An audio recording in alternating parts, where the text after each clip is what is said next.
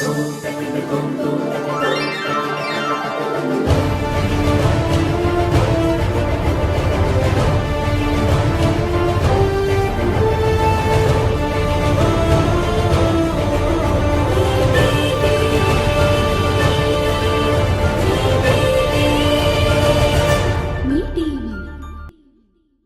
to the talk show. It's me. Today we are going to introduce Windham City Councillor Intaz Khan.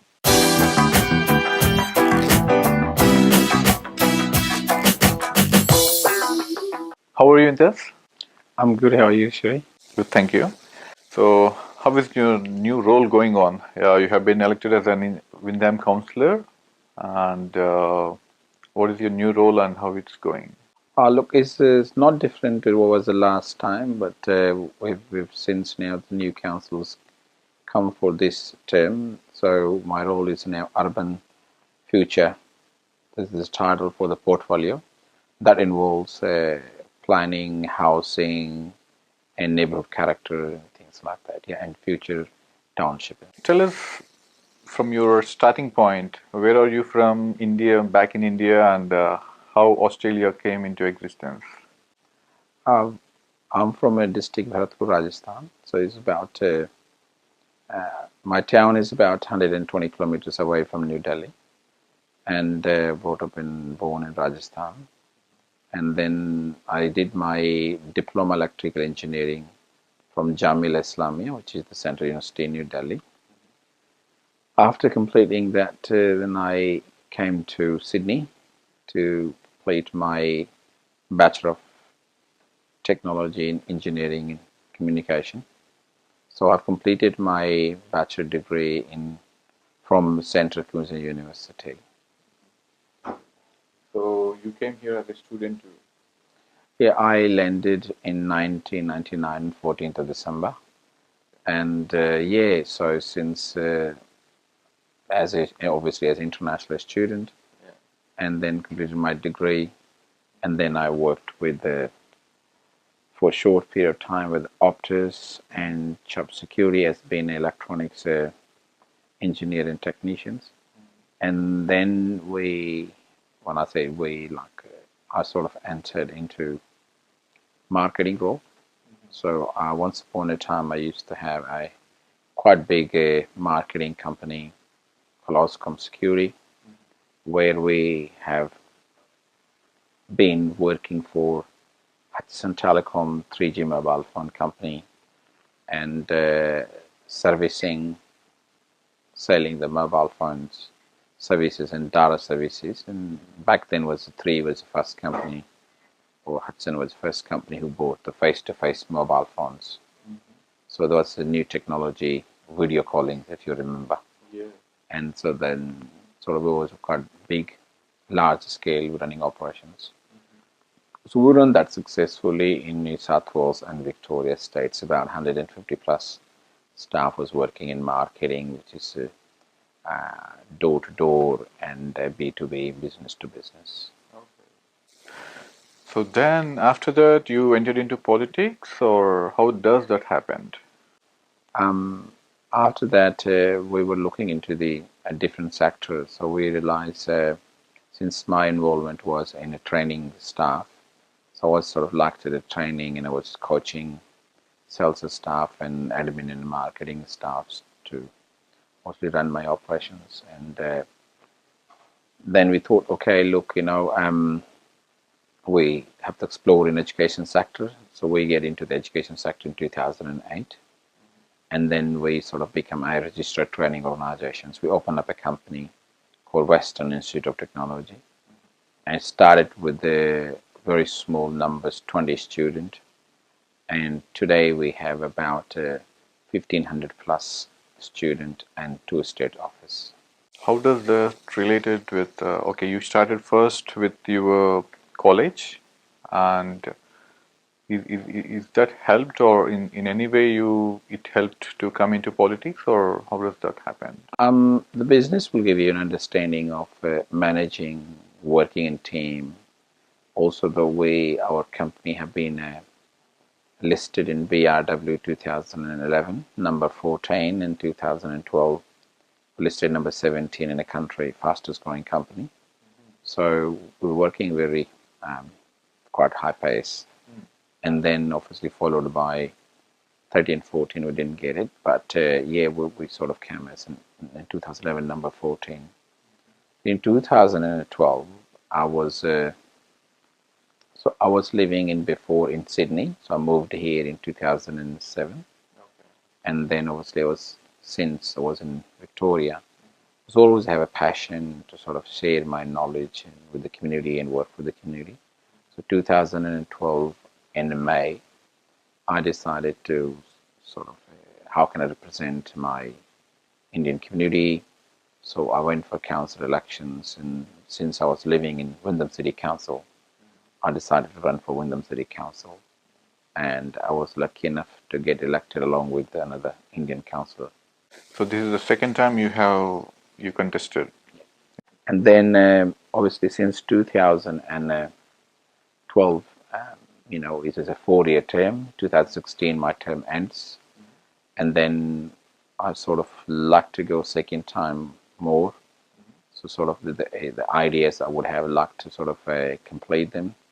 So it was kind of a bit of a couple of, when you become first time elected councillor, it's kind of learning process. You learn first term, so they will give you nice coaching, how to speak, how to talk, how to understand the local government act, plannings and business. So I was quite involved extensive with the business coaching and other areas as privately, but also though as getting a lot of knowledge, working with the community and working with the council. So when 2016 comes, I was very, very interested to sort of working for business community and demanding, or if I get elected, I will advocate for business grant for small businesses, which is quite unique in nature.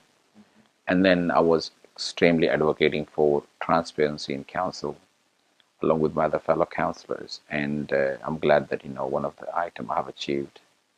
So we want people to be encouraged to participate in local government and local government programs. So myself and some other fellow councillors, we put notice of motions to bring the council chamber live stream. So it has been approved now this year. So in near future, you will see that the chamber runs, and that means giving an opportunity as being an immigrant and migrant or a local, what the council does it, when they go and they're making decisions, and how the decision can impact the public. Oh, okay. So when you have to compare the politics with Australia and India, what do you have to say? Here, this role is purely community-oriented role, and you have framework. You must follow the framework. For example, I'll give you an example. I'm only allowed to talk to the directors and work with the directors. In India, I'm sure any councillor or any MP, MLA can call any worker of government staff and obviously give him instruction. And this is a common practice, and not just in one state, in every single state here. So that means there is no role and responsibilities being defined, who they should be accountable and responsible. In Australia, is very, very clear and transparent. My responsibilities is, the directors, I've got to work with the directors and CEO. And if I have any issues, community have or I have, I pass it to them. And then they will pass it to their people, those are responsible for that. So what a great role separations. So if I'm in the, say, negative side of it, if I go and talk to any council staff, I can be, sacked for it. I can be, we treat it as misusing powers, which is great in a way, but we don't see that in India. Like people in elected positions, they may sort of imposes their powers, and then the officers might get influence, and they have to sort of listen what they have to say.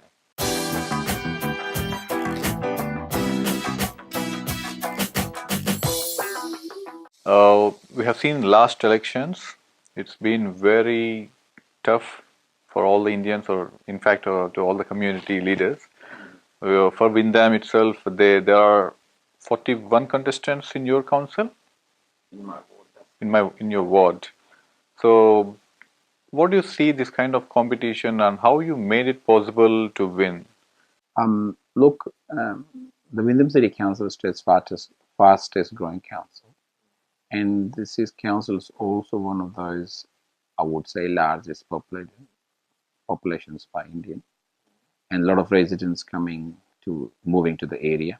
So it's quite of a very attractive for a lot of people, since it's have a lot of mix of multiculturalism, which is Indian, Arabs, Chinese, Vietnamese, Filipinos.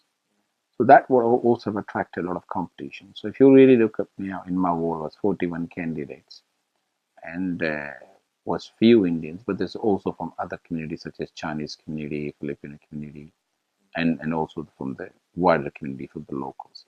But yeah, it was quite tough because you'll be contesting for 4 positions and it's a 41 candidates. So it's record breaking in a country for one ward that many candidates would run.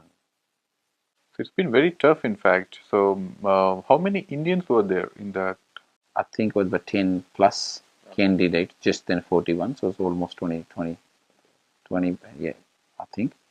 And yeah, so it was pretty tough because in terms of your base support is obviously from wider community, but as well as from South Asian community. So if there's too many candidates running, and they're taking your share away from you, and there's a higher chances of you can lose it. The competition, other than the competition, there are also a lot many competitive allegations between each other. And coming to you, there are many allegations where the other councillors or contestants have made in. And surprisingly, I have seen that you have shared their posts, whatever the allegations they made. So as a normal audience, when we saw such kind of uh, stories, what does that give sense to the people? You shared that kind of allegations, and what do you feel? Should we take it as okay, negative publicity also works, or you don't care about that? Now, look, the media works is quite sort of similar internationally. You know, if you become a high-profile candidate, they mostly will follow you. And the first article was a day before, in eve of the local government election. The council counts for a number of properties and have been, disclosed. You know, but if you look at the article, it was just politically motivated, and there's a number of people, obviously from the different side of the politics. They don't like to sort of see you progressing. So the articles is sort of runs in such a way. It was accusation saying that the branch taking, Labour Party branch is taking, which is truly incorrect. I haven't done branch taking and things like that. But what is allowed me to actually share in Facebook, so the friends and the close, the community can see that once you become a high-profile candidate, people feel threat from you, and they are all attacking you. So then you seek in terms of support from the community, saying, by the way, if there was a thing, why would I always share it on my Facebook? So there's no reality anyway. And again, pretty much the people knows that these things comes. We sort of get used to it, because we've been from India and council. People always do attack politicians. Time of the only election. Yeah. So you never felt any kind of distress at that point of time? Look, obviously I've received 2,250 votes almost, and I was expecting more. So obviously there has been any negative is also have a positive outcome, but also have the negative in the meantime. So it has impacted the process I was running it. But yeah, we'll look at. I knew that so I worked really hard. So we went in train stations this morning, handing out flyers and brochures. Whatever a strong candidate need to do it, I have done it. So we sort of doing in marketing on train stations. We're doing door knocking people's house. We send out. I have sent out every single resident a letter, sort of personal, requesting what I've done for the community and what my visions are. So we sent out nearly 70,000 letters to the people, and obviously, so that was kind of a bit of that's how I was saying in newspapers costing me $100,000 because, as you know, using Australia Post has cost you quite a lot of money, and then the expenses will go up. Yeah. So now you are the only Indian in whole Windham Council. So previously, I think there are three or four members were there. Now, previously it was Two. but in Victoria State, yes, you're right. So how do you think like people has given you this opportunity this time, and what kind of commitments and what kind of work you are going to showcase towards the community? I think we have a couple of projects in pipeline now. So Indian Culture Precinct, for example, for Indian community has not been yet completed. So that need to be completed. That should complete in 4 years' time. And also, though, there is issues with Wyndham City Council, which is infrastructure is a big issue at the moment. So, for example, I'm very passionate about the car parking issue at Tarnit. Is at the moment a lot of people going in the morning, they can't get the car parking spot. So we can make a multi-car park. So I'm proposing, but that's the issue, not with Wyndham City Council. The issue is lies with the state government, and there's a number of roads which belong to state government. They need to duplication. The more sooner we do, the better. So for example, Sayers Road in the morning, it's really shocking. And this is still the issue for the state government, not that. And then obviously I have vision to actually see the South Werribee to be a kind of bit more a modern suburb, becoming a few in buildings would not hurt on going few beaches like say Bailey Beach and Campbell Cove Beach, which is I was promoting. So like a second Gold Coast you're planning. Is that Yes, you're hearing?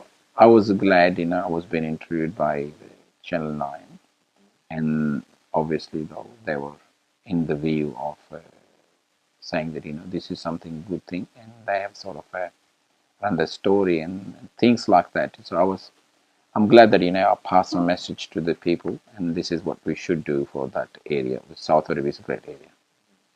Do you think is it possible the South Werribee turning into the Gold Coast? Is it possible? I think it is possible if these people, the community will demand, because what is such a great area, having a beach, very close to the city, and also very close to that, Werribee Zoo, Werribee Mansion. So it is a really ideal location for to be changed into the bit more light commercialization and offer opportunities for the youth and the youngs. So that means we can attract more investment. We can have a theme park. It's a really good area. Werribee's been kind of a bit of as everyone knows, kind of a bit of a stigma with Werribee. I think we have a treasure. We just haven't realized that how we can utilize that and achieve. We're not talking about something unique. It's already been the hardware is already there. So what I'm just sort of suggesting, it was kind of a bit of a have extension to what is already offered to the people. So what do you do at your free time, Intaz? What do you like most to do?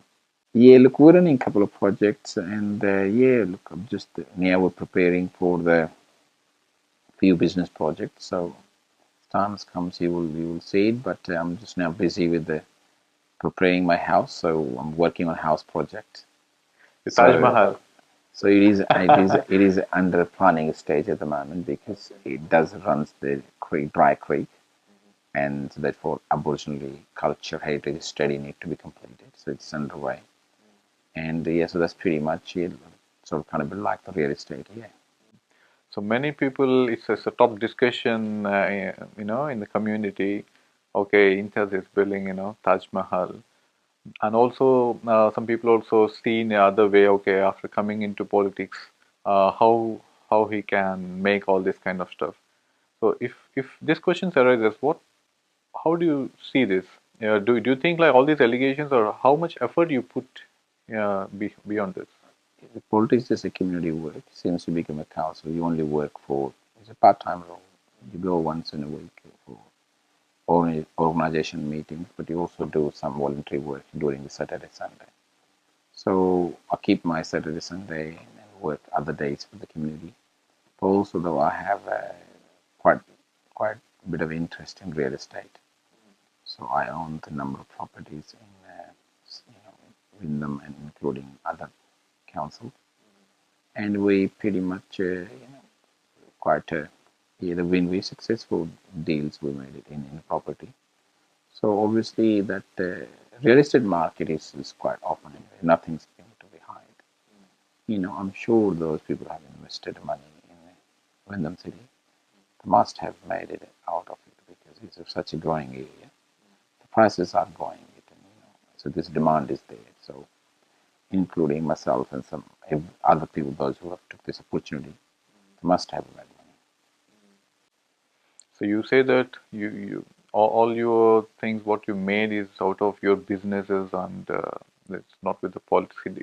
It won't relate anything with the politics. That is a bit of a It's yeah. that's what many people actually think. Okay, how come he come into politics and he's building into Yeah, I think is a kind of bit of a poor way of understanding, and they can see that there are politicians here do not have any role to play in terms of getting projects and doing projects. My company, education company, anyway, it does anything. We are mainly based international student, so it's not been any association with council works and things like that.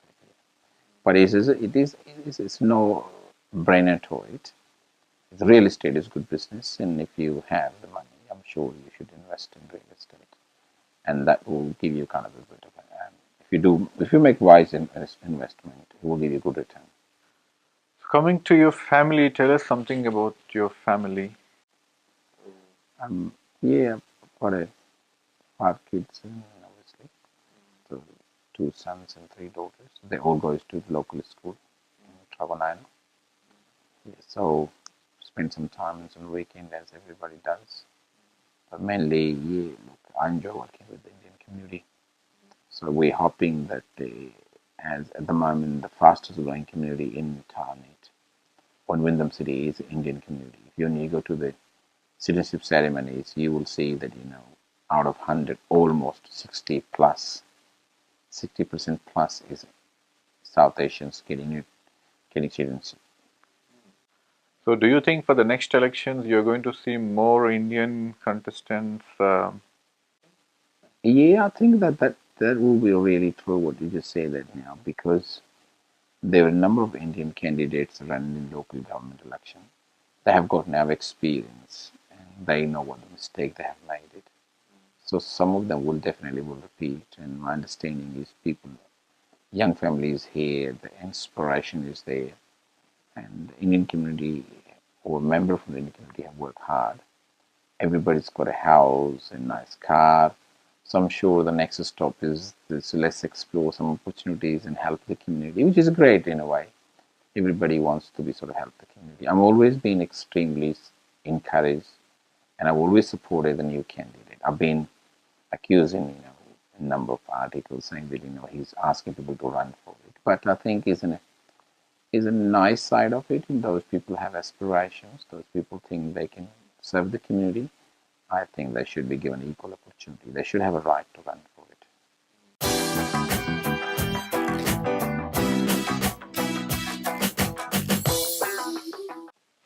So, coming to your Western Institute of Technology. So, how does this initiation happen? So, are you passionate in education field, or how does that happen? 2007 we started now, and we have various courses such as building construction, real estate, business management courses, such like that. Yeah. So this is our passion in terms of we have a lot of international students. Also have a school which teaches year 11 and 12 students. We have all international students, and yeah, it's something good to give back to the community.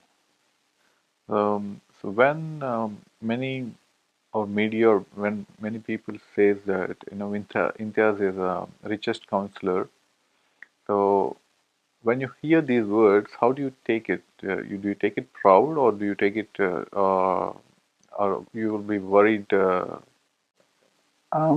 Look, this is a. I think we have to be realistic.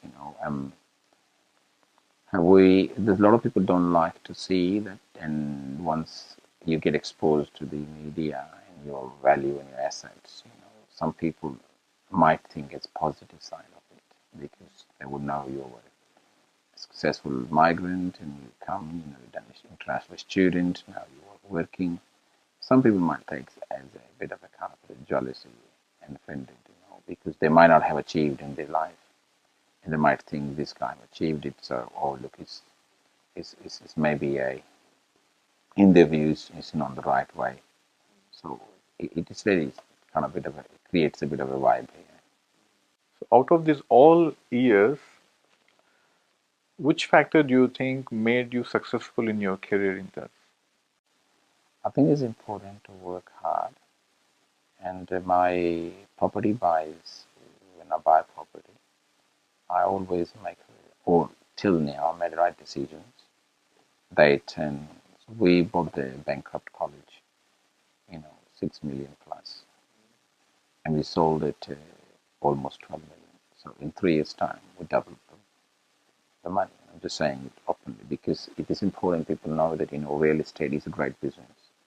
And there are many successful politicians or businessmen. They will into the property industry or property sector, and that will sort of allow people to exercise, their or build their wealth. And I think it is in some extent I've seen so many other Indians have been very successful in the property sector. So for the newcomers who are aspiring business persons who want to do business and all, what kind of tips you give? Because you never failed in Yeah, I sales. think it is. I would start at say 10 o'clock and I go to bed at 12 o'clock night time. So hard work is required, and initially a couple of years you have to commit it, and also though having a good association with good people, with good businesses, and that will really will help the business to grow. And you need to understand what is your strength are and what your weakness. A lot of people just follow their dreams, but then reality could be different. So we have to sort of have a balance of it. What everybody wants to achieve something which is achievable, but the reality is something, and then dream is something. So just get real.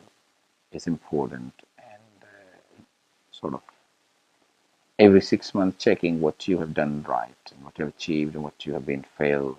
So it's important to understand what is you good at. So if you're good at in management, you're good at marketing, you're good at planning, good at governance. Everybody is good at something. So people have to understand what they're good at and use that strength to promote yourself. And then obviously you get success.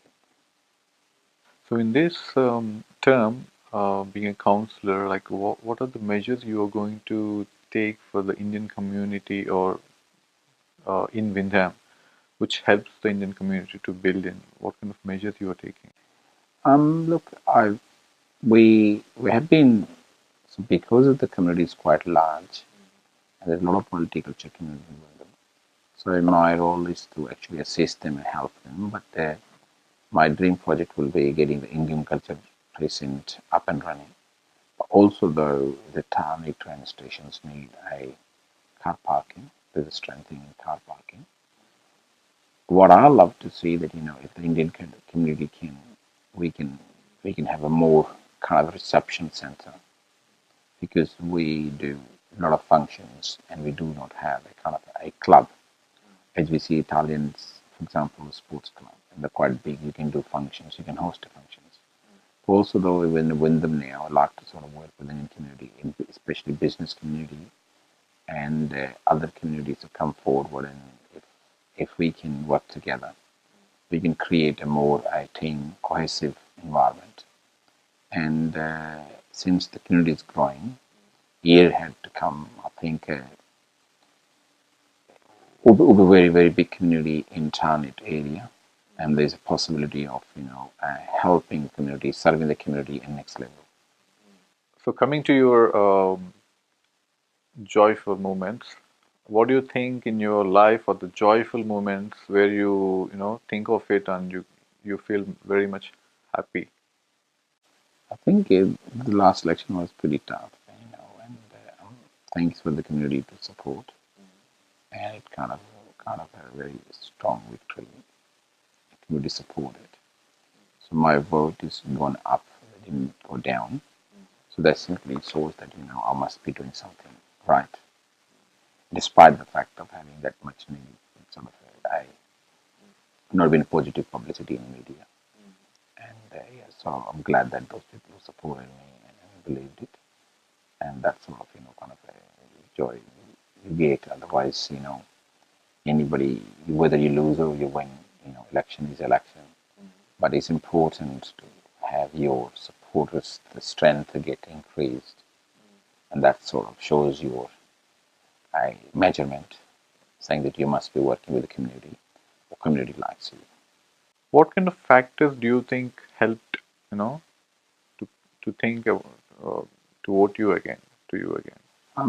Look, I'm being very supportive of the communities of who have contacted me for any work I possibly have given them fair advice, right advice, and done the job, but also not being a, because a lot of people can say, look, I'm not going to do it and push away. If I can't do it, I'll say them, but I still try to help them and tell them I'm not the big guy. This is our limitations.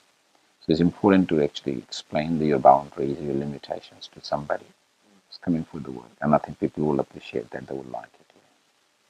So being honest and bit of a upfront to the people, that will help you for the longer term, and it will does. In my case, it did help me. Look, I've helped a lot of people. They come for different reasons, and I sort of helped it. But also the community, any community programs happens. If you have time, always goes, and that's something community values. People are still busy, and this guy still comes in every functions, things like that. Yeah. So do you find time in these busy moments? Yeah, it is a bit difficult to balance personal life and politics. But if you're passionate about it, you just gotta do it. You just gotta do it. So I'm still enjoying it anyway. If I get bored, then it will be the different What do you way. what do you what do you like to do in your free time? What are your hobbies like? You listen music or love traveling or what you do? Well, I love cars, so during the free time, I'll probably go out and take family and go a long drive. So yeah, So I enjoy more in driving. yeah, driving is good. At least you can sort of feel it and you can see that what. Also, meantime, you can observe what is being built surrounding you, what has been changed in that locality. So meantime, but then also though going out with friends and having a bit of a cup of tea and sort of coffee. Yeah. Which places you visited most and which you liked? In terms of driving, I think I quite drive quite long. Quite often I'm driving in my area, and then sort of observing things, what things happen. So when I go to the back end chamber, actually I can say and I can feel it. The roads are not really good, so I've driven myself, so I know. I'm just not reading the report and making comment. Actually, I can say that these roads are really need repair. And also, though, you get an opportunity to meet people while you go to cafes and locals. So, What is the proudest moment in your life? Till now, you felt very happy, and also what is the bad moment which you felt and you regret about it? I would have done much better. as far as the business concerned, was was very successful. We made a few decisions, which is, say, for example, buying Mowbray. It's pretty good moment in terms of the right decision. You called it. Standing up for council, and got elected. It was kind of proud moment. And in terms of saving that, the bad moment is, well, it has to be, I think, sometimes we will give entry to the media, not to you, but to other people, and that I wish I could have not spoken with them, and then there are a negative story. So that's what you think. I wish I could have not spoken with them. So, other than politics and your businesses, so do you also involve in any other community-related activities or any other religious, whatever it is? Look, I have helped a number of festivals, with which is also with other people community. So I normally goes and help as much as possible, such as um, there was Diwali, there was Holi, so we have a number of other festivals coming, Eid, for example, and you feel kind of bit of you're doing it your part, but also though these kind of moment, you want to be part of the community, so you feel a kind of proud moment, yeah. Okay, so what was that? So when I ask you with your successful ventures or whatever till now you have achieved, if I ask you to tell something about your successful moments which made you to stand here and kind of suggestions to the younger generations coming to Australia, what would you like to tell? I think this country offers a lot of business opportunities, and that people should try at least business. Whatever the passions that they should try, and it's equal opportunities, easy way of access to the information, things like that. So that is what if we will be discussing in India, opening up institute, for example, college, it requires a lot of the favor from the politicians or from that that how the system works. But here in Australia, things are transparent. So it's up to you how far you want to go, how fast you want to go. And if you work really hard and you have management skills, I think you can achieve whatever you want here. So when compared to India and Australia, which you like most and where you want to live in? I think Australia, in a way, is an open market for competition, open market for living a better life. India is also in a lot of ways, but there is the system has not been updated. So the rules keep changing every single day. That's a bit of worries in any businessman. As far as the market concerned, there's a big population, obviously. There's a big population, there's big opportunities, but also though you have to understand there's a lot of tough competition we can face in India. Here is clear transparency and more opportunities. Government will advise you, encourages you, and that means that you don't have to sort of go seek any MPs, MLAs, or councillors' support to open a business, to run a business. So these are the genuine factors I think that Australia offers better options compared to India, even though as being an Indian, you love when you're born, but the reality is something different than just being a emotional. So do you think these changes also happen in India? Um, I wish that transparency should be promoted in India in relations to the equal rights and equal opportunities, and that means they have to. For example, in India now we see the rules we're having, they have not been changed. The old rules coming, the population have been changed, the time have been changed. So I think there is a bit of a call for in every single state to actually review the local government, the state government, federal governments.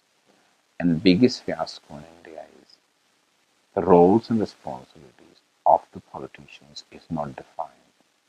The powers are not defined. They may have defined in the papers, but they don't understand. I'm not sure whether they get training or not, but there seems to be overstepping on someone's roles and then someone's calling someone and things like that. And the offices sort of getting phone calls from politicians. Here you're not supposed to call.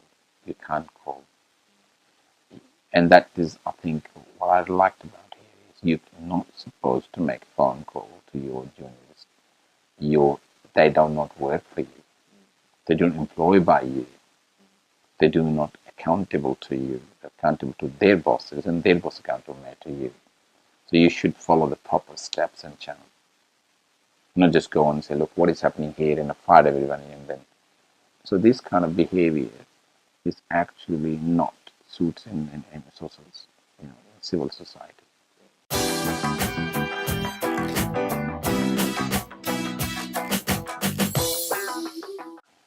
No, that's it. I think the other thing is just last message is, we're having a great community in Australia, especially Victoria. The Indians are fastest growing business communities in Melbourne, and there's a lot of young businessmen coming up. And the good thing about it is the community is very supportive here in Victoria, and a very young community, obviously, but very supportive. And I think there is a lot of opportunities in Victoria, so young people are working really hard and take advantage of it while things are moving. Areas like Wyndham is a great place to live and enjoy while you're in Australia. Looks like you feel a bit of India. You're supporting more of your Wyndham Council. Yeah, I think I'm just being as a councillor, but also though I feel it truly is a great area, and you feel part of the community because you can see the surrounding people, and the people are very nice to you, very supportive, very young families. So what else you could ask for? What are your next targets you want to achieve in politics or in business? What are your next targets you want to achieve in politics or in business? I think business is doing pretty good. So we're running a few projects in business, and yeah, I would you will see the few big projects coming in business. As far as the politics concerned, very content to what role I have achieved. But I'm a Labour Party member. But again, we have I'm new to the role in terms of the Labour Party, so years to come, we'll see how we can work with the Labour Party, and Indian community has been very supportive of the Labour Party. So there is always, if you work with a party, there could be a reward, but we have to iron and work for it. So given a chance, in which sector you want to grab in? I think not now, but again, I would be happy, to be sort of serve the community next level, and it would be because as far as I can, I know there's no Indian have been. We need to see somebody go in Parliament to strengthen between one link, Australia, Victoria versus link with India. So it's important, if we can just not me, somebody else, or as a team, we could actually work together and actually contribute our knowledge and skills to the wider community and work with them, and we can also have as share as we have other countries such as India. China has been very progressive in terms of relationship with Australia, but India is not as good as China. So I like to see that we can establish a relationship as good as China created with Australia. Do you want to step into any of the entertainment industry or? No. I haven't got any interest, but it's good to work with people like yourself, with some other people, and Indian community need more support at the moment. We're all young generation compared to the other countries, so I think there's a bit long way to go for community to support and get that in. But again, Melbourne's quite good compared to the New South Wales. We're having a Salman Khan is coming on 23rd of April. And there's another guy, Kapil Sharma, is coming. There's a John Abraham. So I'm really glad that that everybody comes here. So we'll get an opportunity to meet them, and then obviously the showcase what Indian culture is.